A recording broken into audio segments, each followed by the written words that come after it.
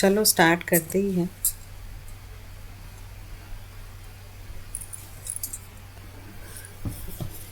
अ, हम लोगों को बार काउंसिल ऑफ इंडिया के बारे में करना बाकी है इस मतलब इस सब्जेक्ट के लिए, प्रैक्टिकल ट्रेनिंग के लिए। वो हम लोग करेंगे, बट टुडे हम करेंगे कि contempt of court. Basically contempt of court मतलब सिंपल भाषा में इसका डेफिनेशन तो बहुत एग्जॉस्टिव है, मतलब इतना ये नहीं है एग्जॉस्टिव।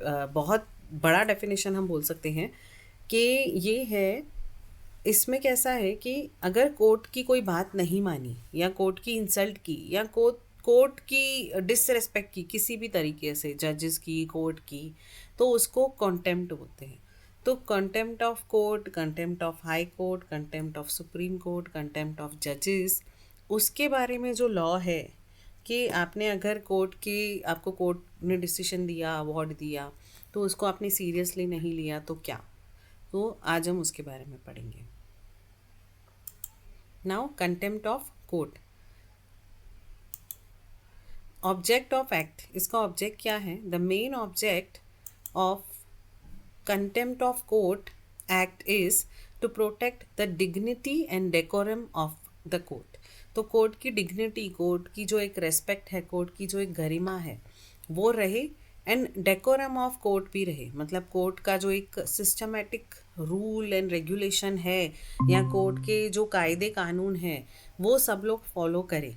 तो इसीलिए इस एक्ट का इम्पोर्टेंस है। मतलब कोर्ट की जो एक इज्जत है वो बनी रहे, डिग्निटी बनी रहे, प्लस कोर्ट का एक डेकोरम बना रहे।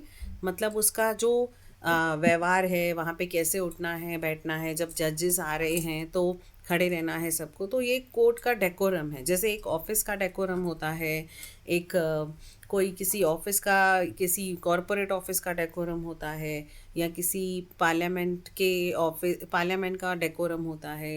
तो जैसे हर एक ऑफिशियल जगह का डेकोरम होता है, वैसे ही सबसे हाईएस्ट जो डेकोरम फॉलो होना चाहिए वो कोर्ट का होना चाहिए। Because court is the one जहाँ पे लोग अपने केसेस को, अपने कॉन्फ्लिक्ट्स को, अपने डिस्प्यूट्स को लेके आते हैं कि ताकि हमको जस्टिस मिले। तो वो जस्टिस मिलने की जगह है।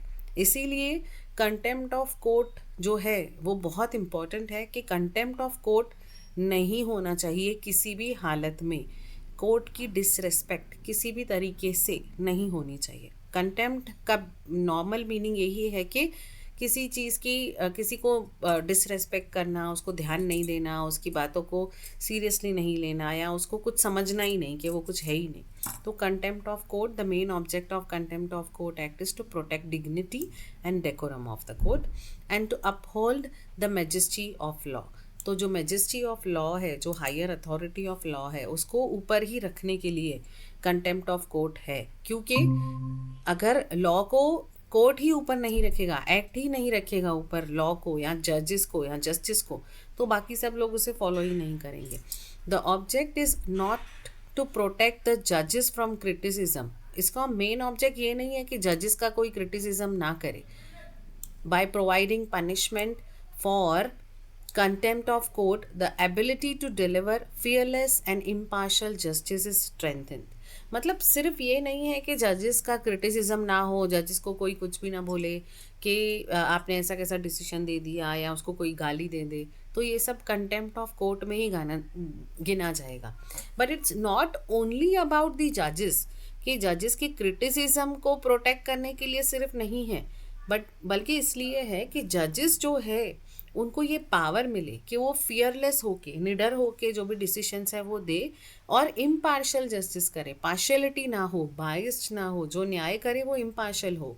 तो इम्पार्शल जस्टिस जो है वो स्ट्रेंथन हो, जो न्याय है वो इम्पार्शली हो, अनबाइज्ड हो, किसी के तरफ झुका हुआ नहीं हो, वो एकदम निडर तरीके से अगर जजेस अपना जजमेंट पास करेंगे तो वो तभी कर पाएंगे जब उनकी एक मैजेस्टी ऑफ लॉ होगी, जब उनकी एक डिग्निटी होगी, जब उनकी एक रेस्पेक्ट होगी। और रेस्पेक्ट कब होगी? जब कोर्ट की ही रेस्पेक्ट होगी। तो बेसिकली ये एक्ट बना ही इसीलिए है। ये जो ऑब्जेक्ट है कंटेम्प्ट ऑफ कोर्ट की जो बात चल रही है वो बनी ही इसलिए है ताकि कोर्ट को जो है एक सुप्रीम पावर मिला हुआ है कि उसके आगे कोई कुछ बोल नहीं सकता है। मतलब कोर्ट में अगर जज ने बोल दिया तो उसके नीचे के लोग उसको चैलेंज करने के लिए फिर अलग तरीका है, बट आप उसको कंटेम्प्ट नहीं कर सकते हो, उसकी डिसरिस्पेक्ट नहीं कर सकते हो। तो definition given in the act for the term contempt of court is not exhaustive। तो ये इतना लिमिटेड नहीं है, इतना इजीली नहीं समझाया जा सकता है, इसमें बहुत सारी चीज़ें इन्वॉल्व है। सिर्फ ये नहीं बोल सकते कि कोर्ट का डिसरिस्पेक्ट, ऐसा नहीं होगा, बहुत सारी चीज़ें इसमें इन्वॉल्व होंगी। It is difficult to define it by words because the scope of contempt of court is very wide. तो ये बहुत वाइड है, ये जो कंसेप्ट है कंटेम्प्ट ऑफ कोर्ट, ये बहुत बड़ा वर्ड है। सिर्फ ये नहीं बोल सकते कि कोर्ट का डिसरिस्पेक्ट किया, तो बहुत सारी चीज़ें, फॉर एग्जांपल कोर्ट का कोई ऑर्डर है, कोर्ट की कोई डिक्री है, कोर्ट का कोई अवार्ड है, उसको आपने नहीं माना, 2 महीने माना फिर नहीं माना, कोर्ट ने नोटिस भेजा, कोर्ट ने समन भेजा, उसको आपने कंसिडर नहीं किया, तो ये भी कंटेम्प्ट ऑफ कोर्ट है। तो सिर्फ ये भी किया, अगर आपको कोई समन आया है और आपने उसको जवाब नहीं दिया, और या फिर आप उधर गए नहीं, आपको जो बुलाया गया था, तो उससे क्या होगा, आपको कंटेम्प्ट ऑफ कोर्ट जो है उसके तहत भी आपको पनिशमेंट मिल सकती है। तो ये क्या पनिशमेंट होगी और क्या इसमें सब रूल्स एंड रेगुलेशंस है, वही हम देख रहे हैं आज। तो any disrespect to authority of law, जो लॉ की अथॉरिटीज़ है उनकी किसी की भी डिसरिस्पेक्ट करना कंटेम्प्ट ऑफ कोर्ट के अंडर आ जाएगा। Disobedience of order of court, जो कोर्ट का ऑर्डर आपको मिला है उसको आपने ओबे नहीं किया, तो ये भी हो जाएगा contempt of court. Disturbance to the proceedings of court, court में प्रोसीडिंग चल रही है, बातें चल रही है, डिबेट चल रहा है, वहाँ पे आपने डिस्टर्बेंस किया, तो ये भी कोर्ट का कंटेम्प्ट है, का कोर्ट की डिसरिस्पेक्ट है एक तरह की। तो ऐसी बहुत सारी चीज़ें हो सकती है जो कि कंटेम्प्ट ऑफ कोर्ट के डेफिनेशन में आएंगी, बिकॉज कंटेम्प्ट ऑफ कोर्ट का जो स्कोप है वो बहुत बड़ा है, इट्स नॉट एग्जॉस्टिव, कि लिमिटेड नहीं है सिर्फ डिसरिस्पेक्ट या सिर्फ डिसओबीडियंस ऑफ द ऑर्डर या सिर्फ डिस्टर्बेंस ऑफ द प्रोसीडिंग्स तक सीमित नहीं है। और भी कुछ हो सकता है, जानबूझ के आपने गवाह को आने नहीं दिया, या फिर कोर्ट को आपने झूठी चीज़ें प्रेजेंट की, तो जहाँ पर भी अगर कोर्ट का डिसरिस्पेक्ट हुआ है तो उसको कंटेम्प्ट ऑफ कोर्ट बोलेंगे। फॉलोइंग आर द टाइप्स, मतलब आपने कोर्ट को सीरियसली नहीं लिया, इन शॉर्ट आपने उसको लाइटली लिया, तो वो भी कंटेम्प्ट ऑफ कोर्ट में आएगा। Following are the types of contempt, it could be civil contempt, it could be criminal contempt. तो अब सिविल कंटेम्प्ट क्या है, सेक्शन 2B, यूजुअली सारे डेफिनेशन सेक्शन 2 में ही आते हैं, तो इस एक्ट के भी सेक्शन 2B में सिविल कंटेम्प्ट का मतलब है wilful disobedience to any judgment, जानबूझकर डिसोबे करना। अगर आपको कोर्ट ने जजमेंट दी है कि आपको फॉर एग्ज़ाम्पल अगर डिवोर्स की डिक्री है मतलब उसका जो डिसीशन आया है, अवार्ड आया है, या जो डिसीशन कोर्ट ने दिया है, ऑर्डर दिया है कि हस्बैंड को वाइफ को हर महीने 10,000 एलिमनी देनी है, तो यहाँ पे विलफुल डिसोबीडियंस किया उस हस्बैंड ने, जानबूझ के डिसओबे किया उस जजमेंट को या उस डिक्री को या उस डायरेक्शन को जो कोर्ट ने बोला है। फॉर एग्जांपल कोर्ट ने बोला है कि आप अपने बच्चों से वीक में एक ही बार मिलने जा सकते हो, लेकिन वो 4 बार मिलने चला गया, this is just an example. तो इसके डायरेक्शन को डिसोबे किया, विलफुली किया, जानबूझकर किया, कोर्ट के कोई भी ऑर्डर को विलफुली डिसोबे किया, रिट को, जो कोर्ट ने रिट पेटिशन, मतलब हम किसी चीज़ का पेटिशन डालते हैं तो उसका जो रिट मिलता है, जो उसका डिसीजन मिलता है, ऑर्डर मिलता है, उसको डिसोबे किया, और अदर प्रोसेस ऑफ कोर्ट, या फिर कोई भी दूसरे कोर्ट के प्रोसेस को भी अगर डिसओबे किया तो वो सब सिविल कंटेम्प्ट में आएगा।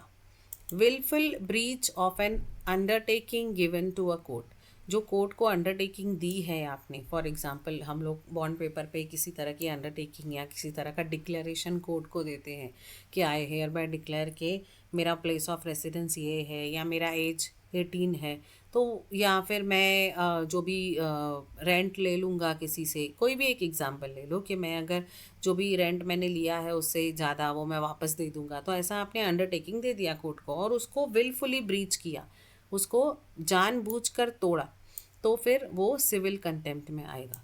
तो ये दोनों जो चीज़ें हैं, सेक्शन 2B ये बताता है कि ये दोनों में से अगर कुछ भी हुआ है तो वो सिविल कंटेम्प्ट में आएगा।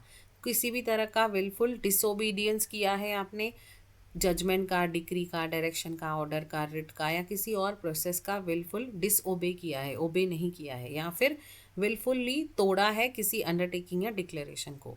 For taking action for civil contempt on the ground of wilful disobedience of court order, it should be established that the court which has passed the order has jurisdiction to pass such order।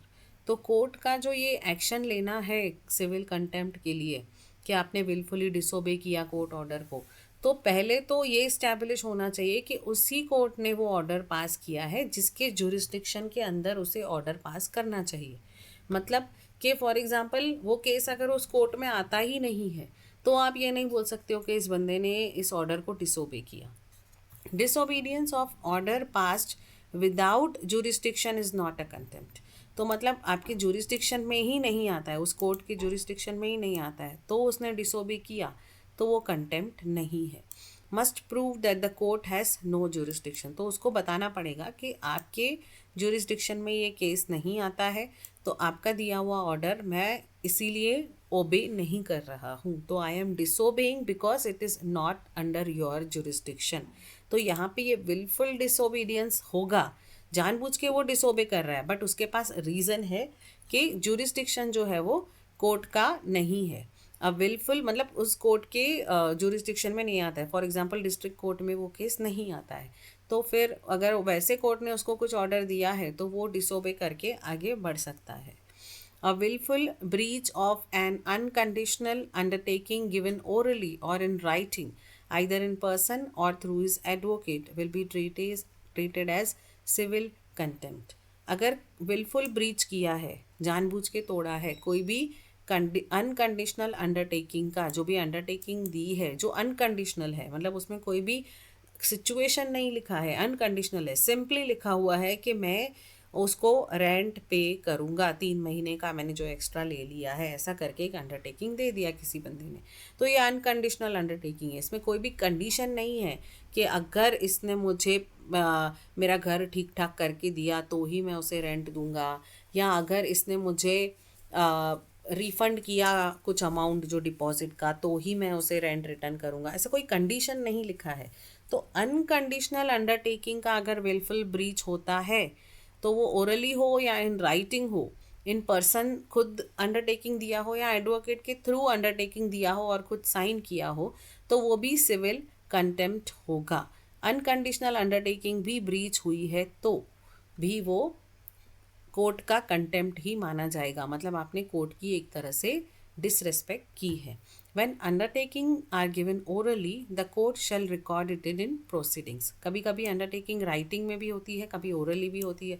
Orally होती है तो वहाँ पर जो बैठे होते हैं वो जो भी कोई बंदा बोलता जाता है अंडरटेकिंग, वो उसके सामने मैजिस्ट्रेट या जो भी कोई रहते हैं वो लिखते हैं और उसका साइन लेते हैं कि in presence of so and so आपने ऐसा बोला है, जैसे कि पंचनामा हुआ। तो वैसा जो है वो अंडरटेकिंग्स ओरली भी हो सकती है और राइटिंग में भी हो सकती है, बट किसी भी अंडरटेकिंग को अगर कोर्ट के सामने आपने बोला है कि वो आप करोगे और विलफुली ब्रीच कर रहे हो, इसका मतलब विलफुली तोड़ रहे हो, जानबूझ के आप उस अंडरटेकिंग का जो भी आपने बोला है वो फॉलो नहीं कर रहे हो, तो आप ये एक तरह का सिविल कंटेम्प्ट कर रहे हो। Breach of a compromise entered in court can not be treated as civil contempt. तो अगर कॉम्प्रोमाइज़ का ब्रीच किया है आपने, entered in court can not be treated as civil contempt, तो वो सिविल कंटेम्प्ट नहीं माना जाएगा। किसी तरह का आपने कोई केस में अगर आपने किसी चीज़ में आपने छोड़ा कि चलो जाने दो, कॉम्प्रोमाइज़ करते हैं, उसको ये नहीं होना चाहिए या ये होना चाहिए, डिपेंडिंग अपॉन द, हम लोग देखेंगे इसमें केसेस भी के क्या है। तो ब्रीच ऑफ अ कॉम्प्रोमाइज़ है, अगर कभी भी कॉम्प्रोमाइज़ को तोड़ा है, मतलब कॉम्प्रोमाइज़ तो ऑलरेडी आप किसी पे एहसान कर रहे हो कि चलो कॉम्प्रोमाइज़ किया, तो उसको अगर आपने तोड़ा है तो वो सिविल कंटेम्प्ट नहीं है। The remedy in such cases is only a civil suit for specific performance of promise. तो अगर आपको किसी से कोई चीज़ ये है कि उसने जो प्रॉमिस किया है वो आपने तोड़ा फॉर एग्ज़ाम्पल, तो ऐसे केसेस में इसको सिविल कंटेम्प्ट ना मान के इस केस को सिविल सूट में कंसिडर किया जा सकता है कि किसी ने स्पेसिफिक प्रॉमिस पूरा नहीं किया। फॉर एग्ज़ाम्पल कोई बंदा है जिसने कोई अंडरटेकिंग नहीं दी है, उसने कोई ये नहीं दिया है, डिक्लेरेशन नहीं दिया है, बट उसने कोर्ट को एक तरह का प्रॉमिस किया है कि मैं हेंसफोर्थ ध्यान दूंगा या फिर मैं अभी सिग्नल नहीं तोड़ूंगा। फॉर एग्जांपल हम छोटे केस की बात करते हैं, तो उसने अगर ऐसा कुछ, कोर्ट ने उसको छोड़ दिया कि जाने दो, उसका रिकॉर्ड अच्छा है, अभी से वो मारामारी नहीं करेगा या कुछ भी ऐसा नहीं करेगा, तो उसने अब प्रॉमिस किया है। तो यहाँ पे जो वो ब्रीच करेगा इस प्रॉमिस का, वो सिविल कंटेम्प्ट नहीं माना जाएगा, उसको कोर्ट का डिसरिस्पेक्ट नहीं माना जाएगा। उसको उस केस में क्या होगा कि अगर कोर्ट को वैसा है कि उसने प्रॉमिस मुझे किया था, मतलब कोर्ट को इन द सेंस अथॉरिटीज़ को, पुलिस को, ये ऐसा है कि उसने प्रॉमिस किया और उसने तोड़ा, तो ऐसे केसेस में उसके अगेंस्ट सिविल सूट हो सकता है कि आपने कैसे अपना प्रॉमिस जो है वो तोड़ा। बट ये सिविल कंटेम्प्ट नहीं माना जाएगा। Punishment, section 12 prescribes the punishment for contempt. तो अगर कंटेम्प्ट हुआ है, कौन सा कंटेम्प्ट, हम सिविल कंटेम्प्ट की बात कर रहे हैं, तो अगर सिविल कंटेम्प्ट किया है किसी ने तो उसको क्या पनिशमेंट होगी। जो कोई ऑर्डर कोर्ट ने दिया है उसको फॉलो नहीं किया तो क्या हो सकता है, कोर्ट में अवॉर्ड एनी वन, इनमें से कुछ एक, सब नहीं है, इनमें से कुछ भी एक। तो एक क्या है, simple imprisonment for the term which में एक्सटेंड टू 6 मंथ। तो सिंपली उसको जेल हो सकती है 6 महीने तक की।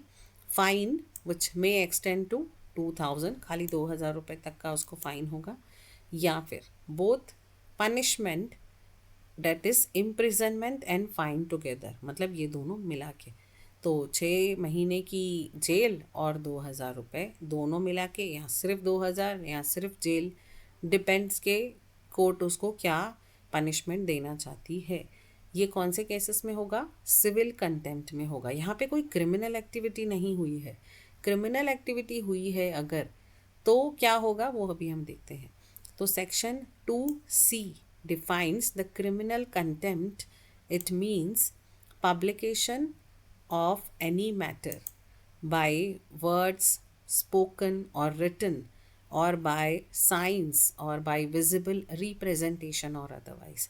तो यहाँ पे आपने कुछ पब्लिश कर दिया है किसी कोर्ट, किसी जज के अगेंस्ट, या किसी के भी ऐसे चीज़ जहाँ पे कंटेम्प्ट की बात आ रही है, जहाँ पे कोर्ट का कंटेम्प्ट हो रहा है, ऐसा कुछ भी पब्लिकेशन हुआ है। तो पब्लिकेशन तो वर्ड्स पे भी, वर्ड्स से भी हो सकता है, जैसे हमने पढ़ा है कि लिबेल भी हो सकता है, या तो लिबेल हो सकता है मतलब रिटन हो सकता है, और अगर मुंह से बोला है तो क्या हो सकता है कि टीवी पे बोला है, कहीं किसी सोशल मीडिया पे बोला है, या बहुत सारी बड़ी सभा में बोला है।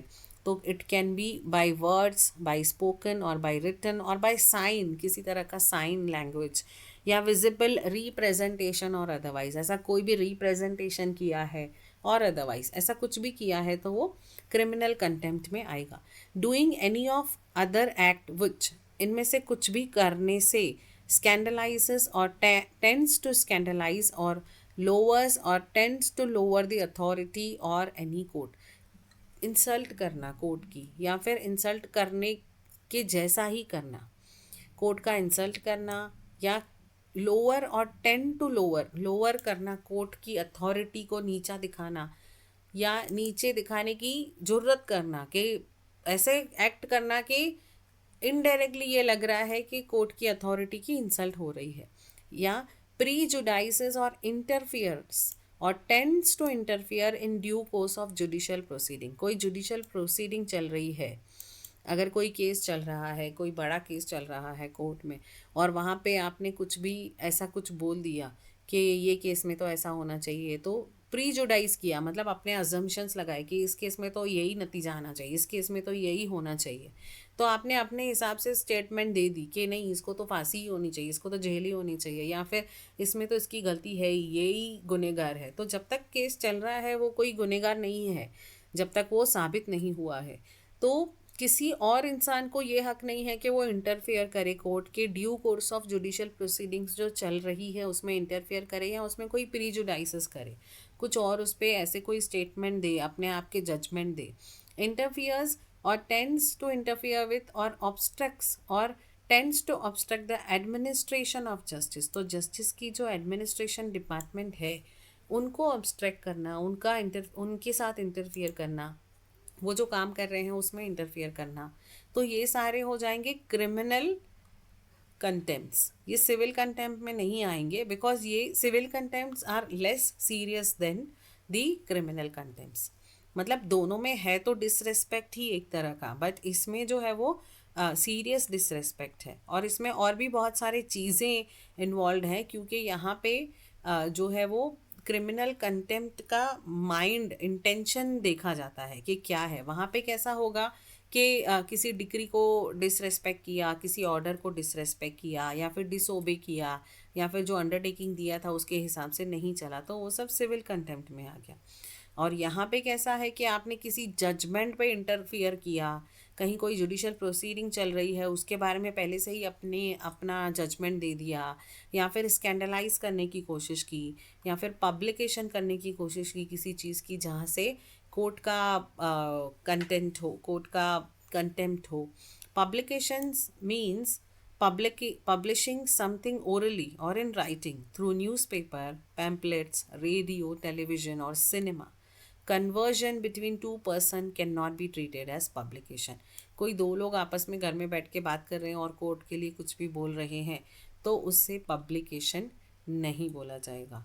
लेकिन हाँ, अगर टेलीविज़न में, पैम्पलेट पे, न्यूज़पेपर पे, जहाँ पे आप बहुत सारे लोगों को एड्रेस कर रहे हो, उससे पब्लिकेशन कहा जाएगा। तो वैसा अगर आपने गलत पब्लिकेशन किया है तो वो क्रिमिनल कंटेम्प्ट है। To decide criminal contempt, the absence of criminal intention on part of person who has published the matter containing criminal contempt or done the act of contempt will not be taken into account। तो ये consider नहीं होगा कि उसका criminal, normal cases में criminal intention है तो obviously वो क्रिमिनल कंटेम्प्ट ही है। बट ऐसा भी हो सकता है कि the absence of criminal intention, उसका इंटेंशन क्रिमिनल नहीं है, अब्सेंस ऑफ क्रिमिनल इंटेंशन है, मतलब उसका इंटेंशन क्रिमिनल नहीं है on the part of person who has, जिसने भी ये मैटर पब्लिश किया है क्रिमिनल कंटेम्प्ट का, और ऐसा कुछ भी एक्ट किया है कंटेम्प्ट का, तो वो इसमें कंसिडर नहीं होगा। मतलब to distinguish between the criminal intention and the civil this thing, civil contempt, तो यही है कि उसमें इंटेंशन क्या है, कि विलफुली सिर्फ ऑर्डर को डिसोबे किया है, कि कोर्ट की विलफुली चाहता है कि कोर्ट की बेइज्जती हो। वहाँ पे कैसा, उसने अपने फ़ायदे के लिए चलो कुछ नहीं माना, या उसने अपने किसी बेनिफिट के लिए विलफुल ब्रीच किया, या किसी अंडरटेकिंग को डिसोबे कर लिया, वो सब किया। यहाँ पे आप डायरेक्ट कोर्ट पर ही निशाना साध रहे हो, मतलब डायरेक्ट कोर्ट को ही कंटेम्प्ट कर रहे हो, कोर्ट को ही डिसरिस्पेक्ट कर रहे हो, कोर्ट के लिए ही पब्लिकेशन कर रहे हो ऐसा कुछ भी, या कोर्ट के ही डिसीजंस में इंटरफियर कर रहे हो। वहाँ तो आप अपने केसेस में इंटरफियर कर रहे हो, आपको खुद को जो कहा गया है उसको आप डिसोबे कर रहे हो, तो वहाँ पर भी आपने कोर्ट की इंसल्ट की ही है। बट यहाँ पर तो आप डायरेक्ट जो कोर्ट का काम है उसमें आप इंटरफियर कर रहे हो, तो ये इसीलिए क्रिमिनल कंटेम्प्शन होगा, कंटेम्प्ट होगा। फिर यहाँ पे केसेस दिए हैं कुछ, वो देख सकते हैं, हम लोग भी देखते हैं। The chief minister of Kerala in a press meet express the following about judiciary. The judiciary is responsible for suppression of people. Judges are favoring some classes of people and working against the other classes. उसने ऐसे बोला अपने एक chief minister है तो obviously वो publication ही हुआ एक जगह, एक तरह का। उसने ये बोला कि जजेस जो है वो सम क्लासेस ऑफ पीपल को फेवर कर रहे हैं और अदर क्लासेस ऑफ लोगों के लिए काम कर रहे हैं, मतलब कुछ लोगों को फेवर कर रहे हैं और कुछ लोगों के लिए, कुछ लोगों के अगेंस्ट काम कर रहे हैं। The judiciary is acting against the interest of working class and agriculturist. तो चीफ मिनिस्टर ऑफ केरला के हिसाब से उन्होंने ये बोला कि जुडिशरी जो है, जो जजेस हैं या जो पूरा जुडिशरी डिपार्टमेंट है, वो एक्ट कर रहे हैं against interest of working class के अगेंस्ट, जो काम कर रहे हैं वो वर्किंग और एग्रीकल्चरलिस्ट जो खेती बाड़ी करते हैं फार्मर्स के अगेंस्ट है। The judiciary is helping the oppressor group. तो जुडिशरी तो छोटे लोगों के साथ ही नहीं है, वो बड़े लोगों के साथ है, उनको ऑप्रेस कर रही है। तो सुप्रीम कोर्ट ने यहाँ पे क्या बोला, ये क्रिमिनल कंटेम्प्ट है, क्योंकि डायरेक्ट जुडिशरी को ही कंटेम्प्ट किया गया है, डायरेक्ट जुडिशरी जो है, जजेस को है, कोर्ट को ही डायरेक्ट डिसरेस्पेक्ट किया गया है, तो ये एक क्रिमिनल कंटेम्प्ट है। Making a complaint against a Kunal ji, जज। हाँ जी। कुनल जी, एक डाउट है हाँ कि ये जो प्लीज। क्रिमिनल कंप्लेंट आप बोल रहे हो कि जो हम्म न्यूज़पेपर में या किसी भी हम्म चीज में आर्टिकल आता है किसी भी हम्म केस के अगेंस्ट में हम्म जिसका अभी तक हम्म जजमेंट पास नहीं हुआ है, तो हम्म इन दैट केसेस में कोई भी, जैसे अभी अरावली हिल्स का भी जो चल रहा है, ठीक है, उसमें हम्म कोई भी अगर न्यूज़पेपर में कोई भी न्यूज या फिर कोई जजमेंट पास करता है कि वो उसका ऐसा हम्म होना चाहिए या वैसा होना चाहिए, तो हम्म। That will be considered as a criminal court of contempt और it will be a normal.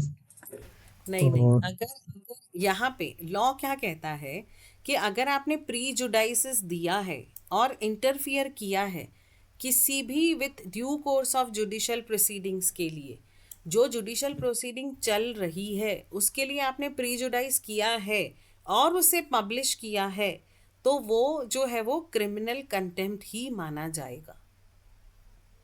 Okay. आपको कोई हक नहीं है कि आपने प्रीजुडाइज कर लिया, आपने इंटरफियर किया कोर्ट के कोर्स को।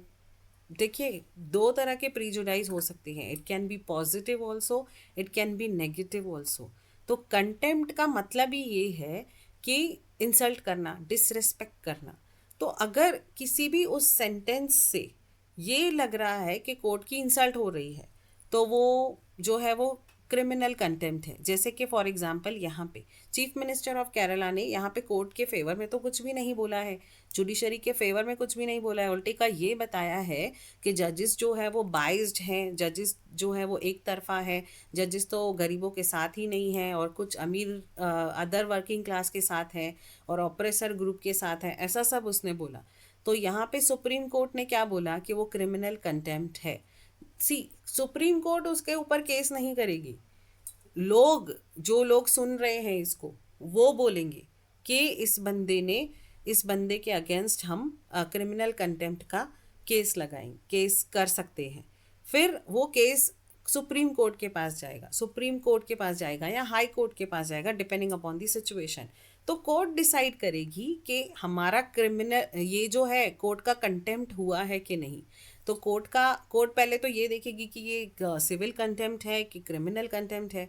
बट ऑब्वियसली यहाँ पे अगर डायरेक्टली कोर्ट के लिए, जुडिशरी के लिए ही कुछ बोला है किसी ने, पब्लिकेशन भी किया है अगर, तो वो क्रिमिनल कंटेम्प्ट है। तो कोर्ट उसे जो है वो सज़ा दे सकती है, कोर्ट अगर चाहे तो, कोर्ट को लगे तो। बट हाँ, ये क्रिमिनल कंटेम्प्ट ही है। मतलब हमें संविधान कोई हक नहीं देता है कि कोर्ट का जो केस चल रहा है उसके लिए हम कोई प्रीजुडाइज दे या कोर्ट के अगेंस्ट ऐसा कुछ बोले जहाँ पे कोर्ट का डिसरिस्पेक्ट हो। सी, अनुमान लगाना कि मुझे ऐसा लगता है कि ये फैसला आना चाहिए, मैं अपने एक्सपर्टीज से ये बता रहा हूँ कि ऐसा होना चाहिए, वो ऑल टुगेदर अलग चीज़ है। बट कोर्ट को ब्लेम करना सिंपली, और या फिर कोर्ट की इंसल्ट करना, या पहले से ही अपने अनुमान लगाना कि नहीं ये तो गलत है, कोर्ट ने तो ऐसा नहीं करना चाहिए, या फिर जजेस को नहीं मालूम है, या व्हाट्सोएवर किसी भी तरीके से जहाँ पे जजेस का जो पावर है वो डगमगा जाए, या जजेस का जो अथॉरिटी है वहाँ पर क्वेश्चन हो, तो वहाँ पर सिंपली क्रिमिनल कंटेम्प्ट का केस। इसीलिए ही स्टार्टिंग में ही ये बताया है कि ये जो कंटेम्प्ट है ना, इसका डेफिनेशन जो है वो वर्ड्स में बताया नहीं जा सकता है। तो ये बताया ही है कि ये देखिए यहाँ पर है कि it is difficult to define it by words because the scope of contempt of court is very wide. ये बहुत वाइड है। मतलब कभी आप देखोगे ना कि बड़े बड़े जो ये हैं ऑथर्स हैं, या फिर लॉयर्स हैं, एडवोकेट्स हैं, उन्होंने कंटेम्प्ट पे इतने सारे बुक्स लिखे हैं, या फॉरेन के जो भी बैरिस्टर्स हैं उन्होंने भी। तो कंटेम्प्ट जो है वो बहुत मतलब पेचीदा है। I am to no one to explain this, मैं तो जो पढ़ रही हूँ वही सिर्फ बता रही हूँ। बट हाँ, ये है कि क्रिमिनल कंटेम्प्ट और सिविल कंटेम्प्ट ऑल टुगेदर एक बड़ा टॉपिक है। मुझे लगता है हमको वापस ये थर्ड ईयर में फिर से है इस पे डिटेल में। एनीवेज, मैं आगे बढ़ती हूँ। Making a complaint against a जज about his misconduct with sufficient evidence to higher authorities is not a contempt. अगर आपके पास सबूत है और आप ऐसी कोई जज के अगेंस्ट कंप्लेन कर रहे हो कि जज ने ऐसा मिसकंडक्ट किया है और आपके पास सफिशेंट एविडेंस है, तो ये कंटेम्प्ट नहीं है। यहाँ पे कोई कोर्ट की इंसल्ट नहीं हो रही है, यहाँ पे आपने सच बताया है, एविडेंस दिया है। तो ये जो है लॉ, इसका मतलब ये नहीं है कि जजेस को कुछ भी पावर मिला है कि वो कुछ भी कर सकते हैं। तो उनको पावर मिला है, उनको अथॉरिटी मिली है, बट उनको भी अपने फ्रेमवर्क में रह के काम करना होता है। उनका भी अगर कोई मिसकंडक्ट है तो आपको बताना ही है, तो आप बता सकते हो। वहाँ पे ये नहीं बोला जाएगा कि आपको क्रिमिनल कंटेम्प्ट है, क्रिमिनल कंटेम्प्ट के अगेंस्ट आप क्रिमिनल कंटेम्प्ट कर रहे हो, ये नहीं बोला जाएगा। तो यहाँ पे आप सच बता रहे हो, आपके पास प्रूफ है। यहाँ पे आप कोर्ट को या जज को डिसरेस्पेक्ट नहीं कर रहे हो, आप उसकी जो ड्यूटीज़ हैं जो जज की, उसके बारे में आप उनको एविडेंस दे रहे हो कि वहाँ पे मिसकंडक्ट हुआ है। But the same complaint is published in any manner then it amounts to contempt. But यही सेम कंप्लेन अगर पब्लिश्ड है तो वो कंटेम्प्ट है। जो अभी आपका क्वेश्चन था उसका आंसर इधर ही है।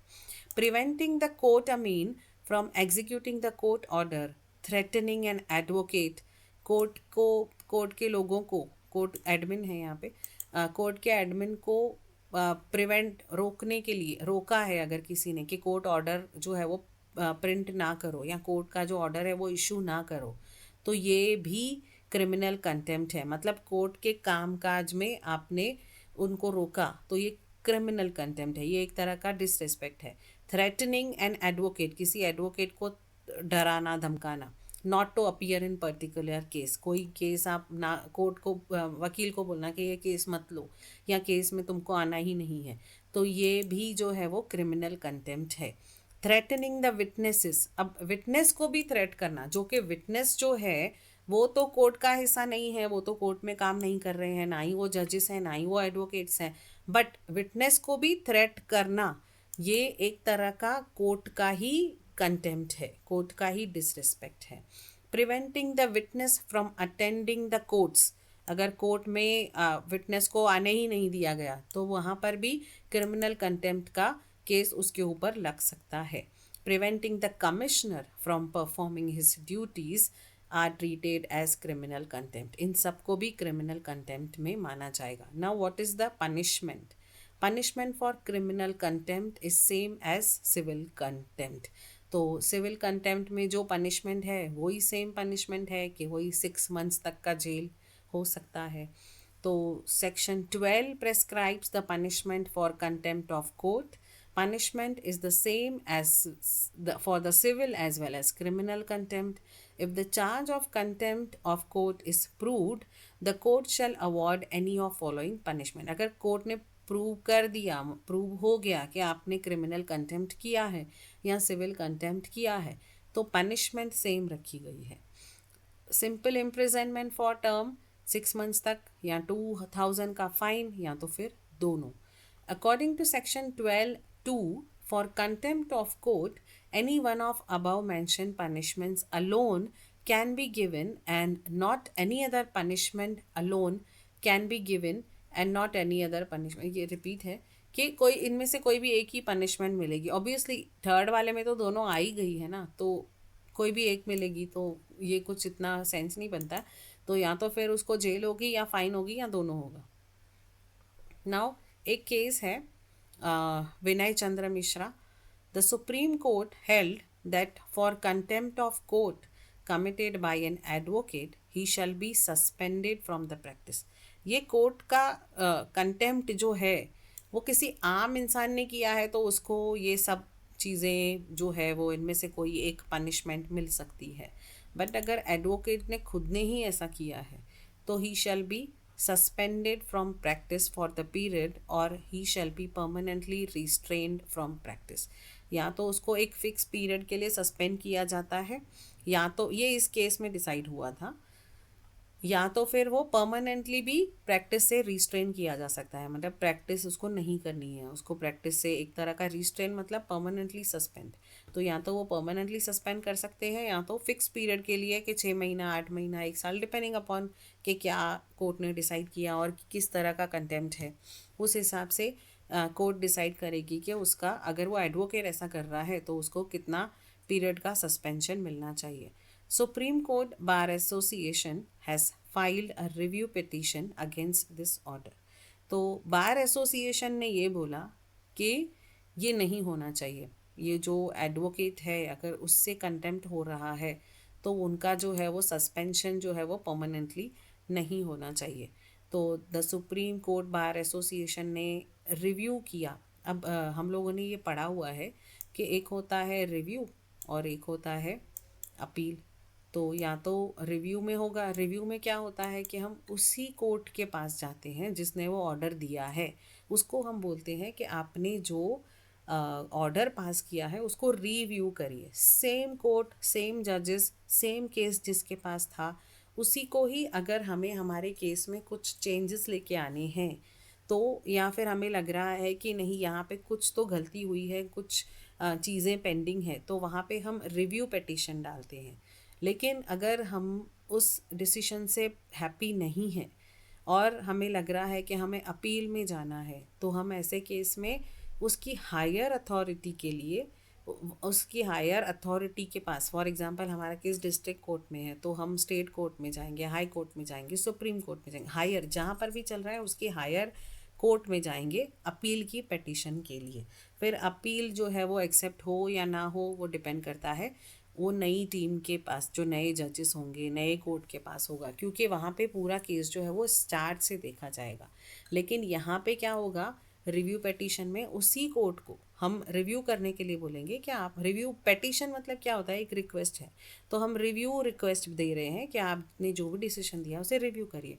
तो यहाँ पे रिव्यू पिटीशन किसने दिया, the supreme court bar association ने दिया कि इस ऑर्डर को आप रिव्यू करिए. In which supreme court held that for contempt of court the court cannot cancel the advocate's right to practice. तो कोर्ट ने रिव्यू किया उस केस को और कोर्ट को लगा कि सही है. एडवोकेट्स के कंटेम्प्ट ऑफ कोर्ट करने के लिए उनका एडवोकेसी का राइट छीनना नहीं चाहिए. मतलब सिर्फ फिक्स पीरियड के लिए ही उनको सस्पेंशन मिलना चाहिए, ना कि परमानेंटली नहीं होना चाहिए.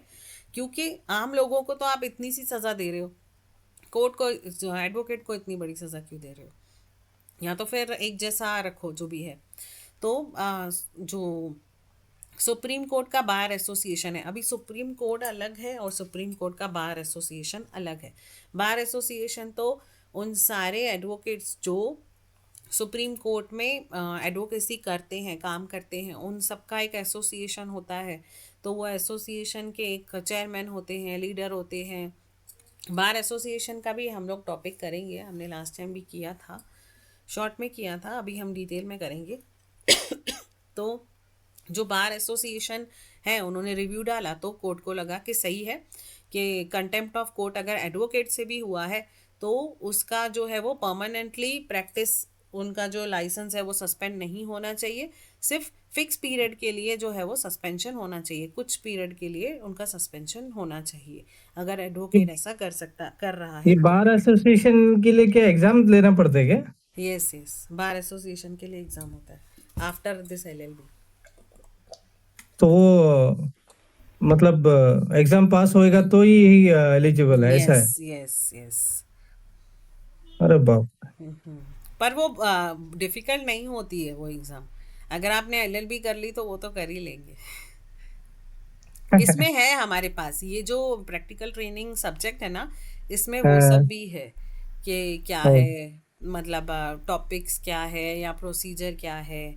फिर अभी तो अलग अलग रूल्स भी आए हैं बहुत सारे इसमें, जो एग्ज़ाम रहता है उसका, अच्छा. सनत का. हाँ, तो ये आई थिंक हर एक बार का अलग एग्जाम होता है ना, मतलब हाई कोर्ट का अलग होता है, सुप्रीम कोर्ट का हाँ, लिए यस अलग से एग्जाम यस पास यस, करना पड़ता है ये उसको भी है, प्रैक्टिस करते हो.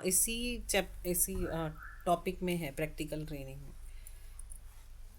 एक्चुअली ये बेसिक्स तो पता ही होना चाहिए हमको. बाकी डिटेल में तो ऑब्वियसली पता होना चाहिए, बट आई फील कि ये तो प्रैक्टिकल नॉलेज है, ये तो बहुत इम्पोर्टेंट है कि हमें पता होना चाहिए. नाउ वेयर आई वाज, हाँ, the supreme court bar Association has filed a review, तो ये रिव्यू ये डिसाइड हो गया। For civil contempt normally a fine alone will be imposed. और सिविल कंटेम्प्ट है, एडवोकेट का भी सिविल कंटेम्प्ट भी हो सकता है या क्रिमिनल कंटेम्प्ट भी हो सकता है।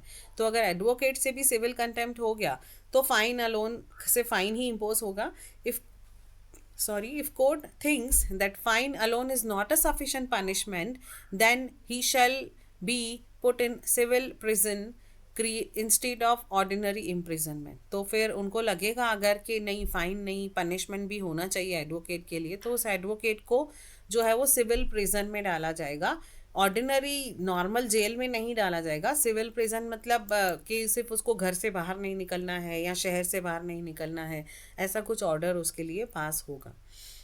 If the contempt of court is committed by company in collusion of directors, secretary and other managerial staff, then shall be detained in a civil prison। तो अगर कंटेम्प्ट ऑफ कोर्ट जो है एक company से हुआ है, कंपनी से हुआ है, अभी ऑब्वियसली कंपनी एक आर्टिफिशियल पर्सन है, बट कंपनी खुद तो नहीं करेगी कोई पब्लिकेशन या ऐसा कुछ भी, या जो डिक्लेरेशन है, अंडरटेकिंग है, उसको नहीं मानेगी, तो वो तो वाया उसके लोगों से ही होगा, थ्रू देयर पीपल। तो कंपनी के लोग यही हैं कि डायरेक्टर्स है, सेक्रेटरी है या कोई भी मैनेजरल स्टाफ है, तो उन लोगों से अगर सिविल कंटेम्प्ट हुआ है तो फिर उनको अगर ऐसा कुछ पनिशमेंट आ रही है कि आपको फाइन भी होगा और इम्प्रिजनमेंट भी होगा, तो ऐसे केसेस में भी इम्प्रिजनमेंट, एक्चुअल वाला इम्प्रिजनमेंट जेल में नहीं डालेंगे उनको, उनका जो पनिशमेंट होगा वो सिविल प्रिजन होगा। सिविल प्रिजन मतलब किसी तरह का उन पर रेस्ट्रिक्शंस होगा कि फ़ाइन तो होगा ही होगा, उसके अलावा कि आप यहाँ नहीं जा सकते, वहाँ नहीं जा सकते, या आपको जाना है तो साइन करके जाना है, या तो फिर आपको डेली आके यहाँ पे साइन करनी है, तो किसी भी तरह का सिविल प्रिजन होगा। Normal actual ordinarily imprisonment jail में नहीं डालेंगे कंपनीज के डायरेक्टर्स को। अगर कंपनी का जो है वो कंटेम्प्ट कंपनी से हुआ है, किसी एक बंदे से नहीं हुआ है, कंप्लीटली एक कंपनी के वेबसाइट पे या एक कंपनी के तरफ से किसी ने बोला है, तो अभी वो पता नहीं है कि किसने बोला है, तो जो भी लोग होंगे रेस्पॉन्सिबल उन सबको सिविल प्रिजन होगा अगर प्रिजन की ज़रूरत है तो। लेकिन अगर सिर्फ अगर फाइन से काम हो रहा है तो फाइन, डिपेंडिंग अपॉन के वो किस तरह का जो है वो कंटेम्प्ट है। If the contempt is committed by firm, अगर कोई फर्म है, फर्म मतलब तो फर्म तो पार्टनरशिप फर्म होती है या प्रोप्राइटरशिप फर्म होती है, तो प्रोप्राइटरशिप फर्म का तो कोई क्वेश्चन ही नहीं है। अगर वो प्रोप्राइटर है तो वो खुद ही जो है वो रेस्पॉन्सिबल है, तो उसको नॉर्मल जैसे किसी इंसान को फ़ाइन होनी चाहिए या इम्प्रिजन में होनी चाहिए तो वही होगी। लेकिन अगर फर्म है, दैट इज़ पार्टनरशिप फर्म है, then punishment shall be enforced against the partners of firm. तो उस कंपनी में जितने भी पार्टनर्स हैं, एक्टिव पार्टनर्स हैं, उनके अगेंस्ट जो है वो उनको फ़ाइन या पेनल्टी जो भी है, मतलब पेनल्टी, इम्प्रिजनमेंट, फ़ाइन या बोथ जो भी है वो उनको मिलेगा with respect to the seriousness of the contempt. Now defences क्या है इन क्रिमिनल कंटेम्प्ट और क्रिमिनल कंटेम्प्ट नॉट पनिशेबल, मतलब ऐसे क्या डिफेंसेस मिले हुए हैं कि क्रिमिनल कंटेम्प्ट करने के बाद भी आपको सज़ा नहीं मिलेगी। तो ऐसी बहुत सारी चीज़ें हैं जहाँ पे दिखता है वो क्रिमिनल कंटेम्प्ट है बट वो पनिशेबल नहीं है, उन पे डिफेंसेस है, मतलब उनको एक प्रिविलेज है, उनको एक पावर बोल सकते हैं, या वो एक एक्सेप्शंस है। Section 3 to 7 deals with the defenses available in criminal contempt. They are innocent publication. Innocent publication, नाम से ही पता चल रहा है। A person shall not be guilty of contempt of court if he had made any innocent, अनजाने में, innocently publication of any matter pending before the court without knowing that the matter is pending before a court। उसे पता नहीं है कि ये court में case चल रहा है और उसने अपने हिसाब से इनोसेंटली पब्लिकेशन कर लिया, उसे नहीं पता है, तो अभी ये एक डिफेंस दे रहा है क्रिमिनल कंटेम्प्ट का। मतलब किसी को पता भी हो तो वो बोलेगा मुझे नहीं पता था ये केस कोर्ट में चल रहा है, तो वो बच जाएगा, मतलब ये एक तरह का एक्सेप्शन है। The person charge with contempt must prove, but उसे प्रूव करना चाहिए that publication is made without knowing that the matter is pending in the court. उसे ये साबित करना होगा कि उसको ये चीज़ का नॉलेज ही नहीं था कि ये जो मैटर है ये कोर्ट में पेंडिंग है, मैंने तो ऐसे ही पब्लिकेशन कर लिया, मुझे नहीं पता था कि ये केस चल रहा है, मैंने तो ऐसे ही प्रीजुडाइज दे दिया, अपने हिसाब से दे दिया कि डिसीशन ये आना चाहिए, या अगर ऐसा केस हो तो ऐसा होना चाहिए। मुझे पता नहीं था कि ये मैटर पेंडिंग है। तो अगर किसी चीज़ का इनोसेंट पब्लिकेशन है तो ये एक्सेप्शन है। यहाँ पे आपको डिफेंस मिल जाता है, आपको कोई भी पनिशमेंट नहीं है, कोई इम्प्रिजनमेंट नहीं है। Publication relating to a decided case, जो केस ऑलरेडी डिसाइड हो चुका है। Publication about the decided case is not a contempt since the case is already decided by the court. The publication is not going to interfere with the disposal of case. तो case already decide हो गया है, उसके बाद जो बोलो तो बोलेंगे ही सब लोग कुछ ना कुछ।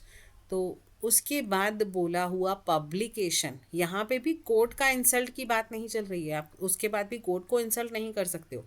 आपने कुछ पब्लिश किया है कि ये केस का ये नहीं, ये होना चाहिए, तो ऐसे केस में आपको एग्जेम्पशन मिलता है, एक तरह का डिफेंस मिल जाता है कि आपको क्रिमिनल कंटेम्प्ट के लिए जो है वो कंसिडर नहीं किया जाएगा एंड कोई भी इम्प्रिजनमेंट या फाइन पेनल्टी नहीं होगी।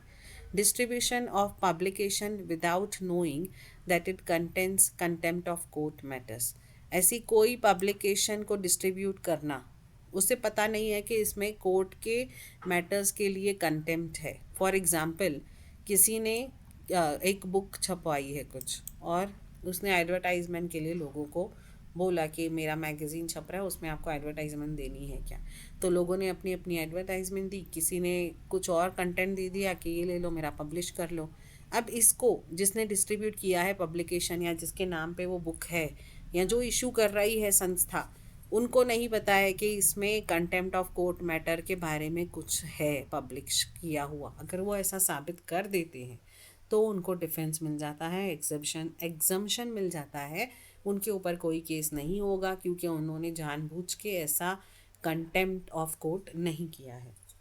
तो इफ़ अ पर्सन डिस्ट्रीब्यूट्स, कोई अगर डिस्ट्रीब्यूट कर रहा है या पब्लिश कर रहा है without knowing that it contents contempt of court matter, it then it can not be treated as contempt. तो फिर वो कंटेम्प्ट नहीं है, उसे पता ही नहीं है कि ऐसा कुछ है उसमें।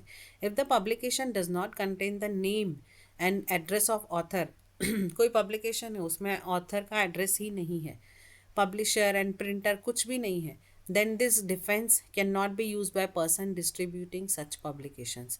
अगर पब्लिकेशन में कोई नाम ही नहीं है ऑथर का, और पब्लिशर का, प्रिंटर का कुछ नाम नहीं है, देन उस केस में डिफेंस जो है वो यूज़ नहीं किया जा सकता है by person distributing that publication. तो जो भी ये पब्लिकेशन डिस्ट्रीब्यूट करेगा वो ये नहीं बोल सकता है कि मतलब मुझे नहीं पता है कि ये ऑथर कौन है, कि क्या है, या मैंने मतलब क्या है कि बेसिकली फॉर एग्ज़ाम्पल मैं अगर कोई बुक छपवाती हूँ, वीकली मेरी एक मैगज़ीन आती है हमारी कम्युनिटी की फॉर एग्ज़ाम्पल, तो वहाँ पर मैंने कुछ पब्लिश किया और लेकिन उसमें किसी ऑथर का नाम ही नहीं है, कोई पब्लिशर का नाम नहीं है, कुछ भी नहीं है, वो जो मैटर है उस मैटर से रिलेटेड, तो वहाँ पर मैं नहीं बोल सकती हूँ कि मुझे नहीं मालूम था। जहाँ पे कोई ऑथर नहीं है, कोई पब्लिशर नहीं है, तो आपको किसने दिया ये छापने के लिए, इसका मतलब आप ही रिस्पॉन्सिबल हो।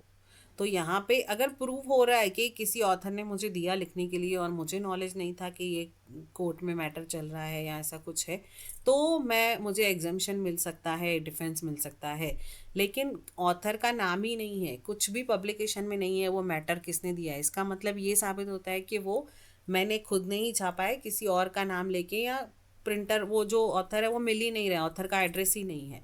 तो इसका मतलब ये कि मैंने खुद ही छापा है और मैं अभी बचने की कोशिश कर रही हूँ कि मुझे नहीं मालूम कि किसने किया। तो ऐसे केसेस में जो है वो डिफेंस नहीं मिलेगा। Fair and accurate reporting of judicial proceedings, fair and accurate reporting, fair तो फेयर है, एक्यूरेट इज़ करेक्ट, तो फेयर एंड एक्यूरेट रिपोर्टिंग हुई है अगर जुडिशियल प्रोसीडिंग्स की, इज़ नॉट अ कंटेम्प्ट। अब फेयर एंड एक्यूरेट रिपोर्टिंग तो किसी न किसी को छापनी पड़ेगी, नहीं तो हम तक पहुंचेगी कैसे। तो अगर फेयर एंड एक्यूरेट रिपोर्टिंग हुई है जो भी जुडिशियल प्रोसीडिंग्स हुआ है, तो वो कंटेम्प्ट नहीं है। This is because we are following the principle of openness in the matter of administration of justice। तो हम लोग जो है इंडिया में ओपननेस का प्रिंसिपल फॉलो करते हैं। मतलब कोई भी अगर एडमिनिस्ट्रेशन, मतलब जस्टिस का एडमिनिस्ट्रेशन है, कोई भी अगर केस चल रहा है तो सबको हक है उसके बारे में जानने का। तो इसीलिए अगर किसी ने फेयर एंड एक्यूरेट रिपोर्टिंग की है किसी भी पब्लिकेशन में, एक्यूरेट है और फेयर है, तो फिर वो कंटेम्प्ट नहीं है। The following reporting of judicial proceeding through its fair and accurate, it will be treated as contempt of the following. अगर ये रिपोर्टिंग हुई है तो चाहे वो फेयर एंड एक्यूरेट भी हो, फिर भी वो कंटेम्प्ट ऑफ कोर्ट मानी जाएगी। तो ऐसी कौन सी चीज़ें हैं जहाँ पे आपने भले ही फेयर एंड एक्यूरेट रिपोर्टिंग की है फिर भी वो कंटेम्प्ट मानी जाएगी? तो एक है reporting of proceeding against any law which is in force. जो टाइम बीइंग इन फोर्स जो लॉ है उसके अगेंस्ट आपने प्रोसीडिंग रिपोर्टिंग की है तो वो कोर्ट का कंटेम्प्ट है। Reporting of proceeding when the court has prohibited the reporting in interest of general public. ऐसी कोई केसेस जहाँ पे कोर्ट ने इंस्ट्रक्शन दिए हैं कि ये चीज़ें जनरल पब्लिक की सोसाइटी के लिए हानिकारक है, कि इससे कुछ दंगे हो सकते हैं, कोर्ट को लग रहा है कि सोशल कॉज के लिए वो सही नहीं है, कोर्ट ने प्रोहिबिट किया है, फिर भी आपने वो फेयर एंड एक्यूरेट करके पब्लिश किया, तो दैट इज़ ऑफेंसिव, मतलब that is contempt. Reporting of proceeding conducted in judge's chamber in the interest of defense of public order। तो ऐसे कोई भी प्रोसीडिंग जो जजेस चैम्बर ने डिसाइड की है और वो पब्लिक ऑर्डर, मतलब पब्लिक के डिफेंस के लिए कुछ है, तो वो चीज़ें जो बाहर नहीं आनी चाहिए वो भी आपने दे दी कि फेयर एंड एक्यूरेट के नाम पे, तो वो कंटेम्प्ट ऑफ कोर्ट होगा। Reporting of information relating to secret process, discovery और invention which is an issue in the case. तो कोई भी केस में कोई बात है जो कि सीक्रेट प्रोसेस है, केस भले ही कोई नॉर्मल है लेकिन उसमें उस बात का उल्लेख हुआ है जो सीक्रेट प्रोसेस है, या किसी तरह की डिस्कवरी है, या कोई इन्वेंशन है, या किसी सीक्रेट कोई ऑपरेशन है गवर्नमेंट का या नेवी का या आर्मी का या किसी का भी, तो वो अगर आपने डिस्क्लोज कर लिया जो कि नहीं करना था, तो फिर वो कोर्ट का कंटेम्प्ट है। Fair criticism of judicial act. A proper and fair comment on decision is not a contempt of court। अगर प्रॉपर और फेयर कमेंट किया है तो वो कोर्ट का कंटेम्प्ट नहीं है। फेयर कमेंट करना गलत नहीं है। Criticism is permitted to the extent where it does not interfere with administration of justice. Criticism भी परमिटेड है, आप क्रिटिसाइज करो, हक है।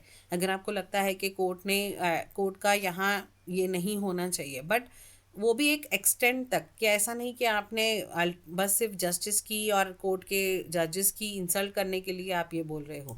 क्रिटिसिज्म का तथ्य है आपके पास तो वो भी कुछ हद तक अलाउड है। So it is open to anyone to express fair, reasonable and legitimate criticism of a judicial decision. किसी जुडिशियल डिसीजन के बारे में आप अपने फेयर व्यूज़ एक्सप्रेस करिए, रीज़नेबल व्यूज़ एक्सप्रेस करिए, लेजिट व्यूज़ एक्सप्रेस करिए, करेक्ट जो लगते हैं आपको, तो उसके लिए आपको कोई भी कंटेम्प्ट का जिम्मेदार नहीं ठहराएगा।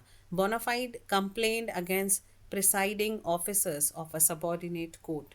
बोनाफाइड कंप्लेन, गुड फेथ में आपने कंप्लेन की है, बोनाफाइड है, प्रॉपर कंप्लेन की है आपने, जो ऑफिसर्स हैं सबॉर्डिनेट कोर्ट के, उनके लिए आपने हायर अथॉरिटी में कंप्लेन की है, तो वो भी कंटेम्प्ट नहीं है। आपको लगता है कि नीचे की कोर्ट के जो लोग हैं वहाँ पे कुछ गलत हो रहा है, या आपको प्रूफ के साथ कुछ पता है, तो बोनाफाइड है वो कंप्लेन, मतलब आपके पास उसका सबूत है, वो लेजिट है, मेड इन गुड फेथ, वो गुड फेथ में है, against the presiding officer of a subordinate court. उसके नीचे वाली कोर्ट, जिस भी कोर्ट में आपने कंप्लेन किया उसके नीचे की कोर्ट, ऑब्वियसली हायर अथॉरिटी को ही आप कंप्लेन करोगे, तो हायर अथॉरिटी को आपने उसके नीचे के लोगों के लिए उनको बताया, जिनके पास कंट्रोल है, तो उनको बताया कि ये गुड फेथ में बता रहे हैं, ऐसा ऐसा नहीं होना चाहिए, ऐसा हो रहा है, तो वो भी कोई कोर्ट का कंटेम्प्ट नहीं है, क्योंकि कोई बताएगा नहीं तो पता कैसे चलेगा। तो bona fide complaint is also not a contempt.